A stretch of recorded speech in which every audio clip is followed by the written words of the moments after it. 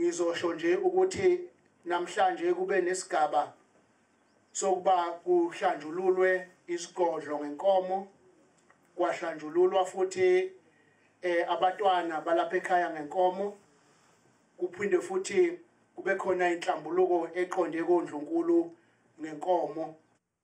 Ayishumi amakhosi asendlunkulu nezindlu ezili-15 abebeyingxenye yomhlangano wenhlambuluko endlunkulu.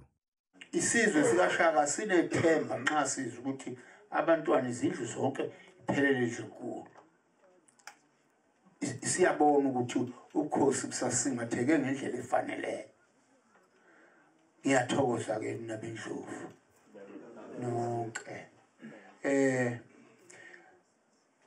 La-ke uhlangene ngendaba lezi ezasuke ezaseyindizimu phepheni. Izinto ke ziyenzeka ke ziphume ngesinxele. Nakubani kuyenzeka. Ethukwinti siphume kuye ngesinxele. Kulomhlangano indlunkulu icacise ngemibiko yomnikelo wamaranda ayili-10 okuthiwa ke ufunwa ingonyama ukuqhuba imisebenzi yasendlunkulu.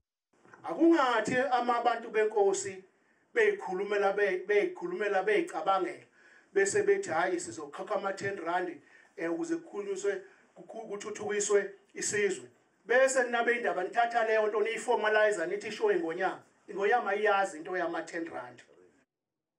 Umkhosi womhlanga wanonyaka uzobanjelwa esigodlweni sasemashobeni ophongo lamhla zili-13 kuya kumhla zili-14 kuMandulo. Lokhu kushiyeke abaningi bephawula ngenkundla i-amphitheater eyakhelwe umkhosi nguhulumeni wesifundazwe engasezukusebenza. Le nkundla iyisithombe sobuhlobo phakathi kukahulumeni wesifundazwe nendlunkulu futhi iwumklamo owashiwa isilo esesabuza uZwelithini kaBhekuzulu.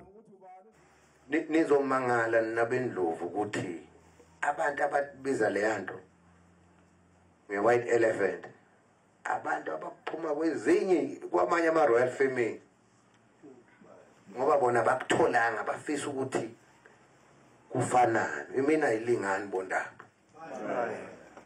Lithe liyozilahla kunina yabe isihlambulukile indlunkulu. Ngingasho ngithi ngalokhu umsamo kaZulu uhlobile uhlambulukile.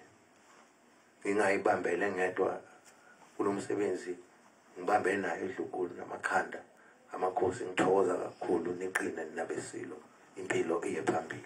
Nkosi nibusise. Ngiyathokoza.